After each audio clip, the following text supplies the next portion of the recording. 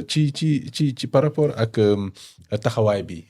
wax nañ ko sànq lecture politique bi ñu mën a am ci discours bi mais par rapport ak moom le président de la République beaucoup de critiques yoo xam ne dirigées contre lui critiques yoo xam ne rawatina ci soppeeku bi nga xam ne ñu bëri en tout cas ñu ngi jàpp ne daf koo soppeeku yoon bi nga xam ne ci la waroon topp te ñu jàpp ne daf koo bàyyi waaye tey mu rappeler lu jubbanti bi nga xam ne am na ci constance tegu ci ba tey par rapport ak gouvernance am taxawaayam vis-à-vis par exemple du premier ministre de son parti PASTEF ak li nga xam ne mu ngi ci wet gi ñu jàpp ne moom moo indi problème yëpp muy la coalition Diomaye président lim ci wax est-ce que xel mën na ko téye ñu jàpp ne mën nañu rafet njort ci li nga xam ne mooy ñëw. waaw tey xam nga président bi comme ni ñu koy waxee amul benn côté boo xam ne dafa wax officiellement lu jëm ci politique ñu li ñuy def yëpp mooy ay déduction la ñuy def ci ay phrases yoo xamante ne formulé na ko kàddu yi wax ñu jéem a lire indi benn lecture politique waaye amul fenn fu mu taxawee ci biir discours bi mu ne man lii laa décidé def lii ak nii lay demee kon loolu dafay baax ñu préciser ko kon lii benn occasion la woon rek boo xam ne daf ci doon wax ñu am luñ ci jàngee am luñ ci gis xam fa mu jëmee ak réew mi léegi li ci topp mooy ay actes yu muy posé xam nga dafa may actes yoo xam ne dafay wax su fekkente ne yow da nga jiitu nga nekk njiitum réew mi ñu jàpp ne jafe-jafe bi am li ko waral lenn la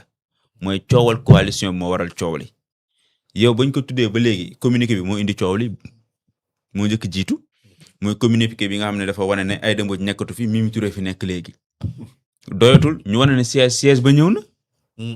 mi beneen acte encore siège bi yegsi na te ku dem bay teg siège ak ya ci topp ak yëpp am na loo xamante ne am na fa ngeen jëm léegi kooku su wëlbatikoo am nu mu waxee sikaat am nu mu waxee ci discours national dañ naan waaw ay parole la waaye ani acte yi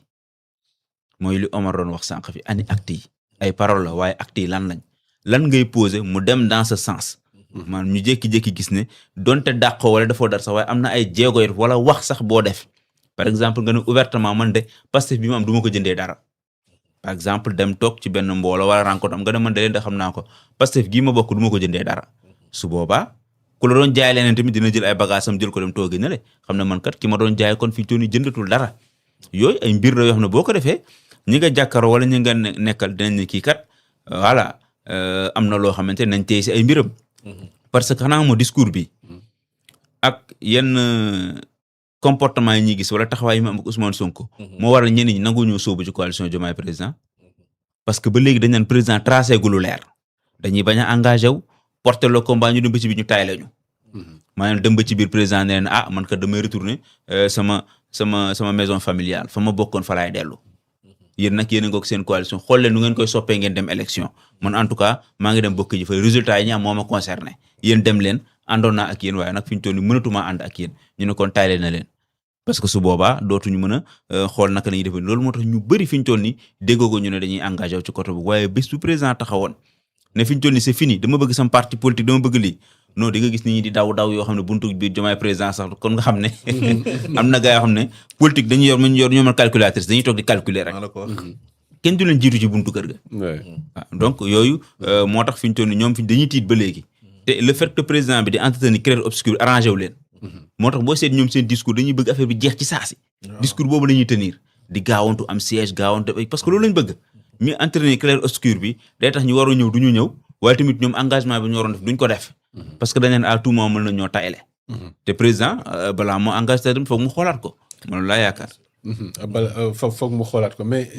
Omar est-ce que le premier ministre apporté woon déjà réponse c'est vrai que mën nañ gis ne dafa nekk ci clair obscur ce qui pourrait ne pas arranger la coalition Diomaye président mais mën nañu lire également à travers les actes que dafa mel ni ko am une certaine orientation politique bu xaw a wuute ak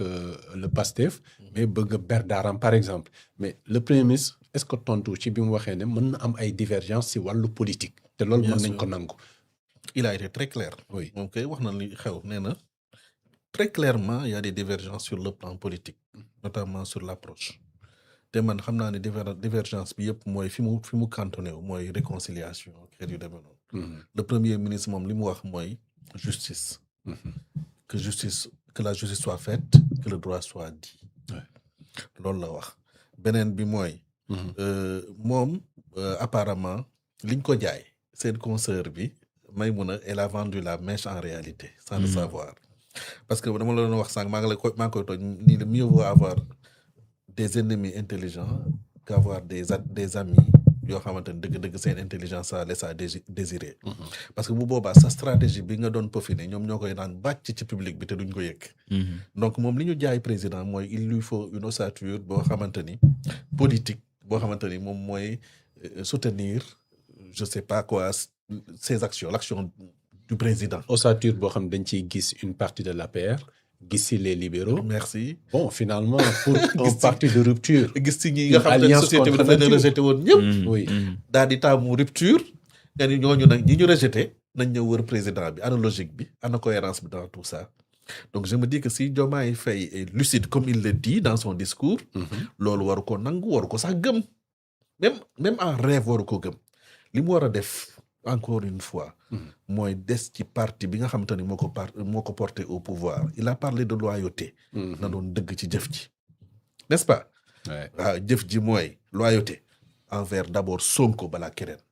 parce que bu dul woon Sonko bu ko Sonko niwul woon désigné wul comme président de Diomaye président tey jii du nekk président. Alors qu'il y avait plusieurs candidats. Il y avait plusieurs candidats donc loyauté. Envers Sonko d'abord, envers Pastef après.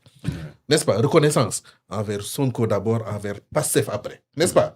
ku muy amee reconnaissance après mu doog di ñëw après ñooñu. Donc loolu te li koy jëmmal mooy acte yi muy posé. Acte yi muy posé mooy se débarrasser rapidement de Diomaye président, se débarrasser rapidement de Mimi Touré et de Diawale. Donc man je suis catégorique damay wax les choses comme li ma ko xalaate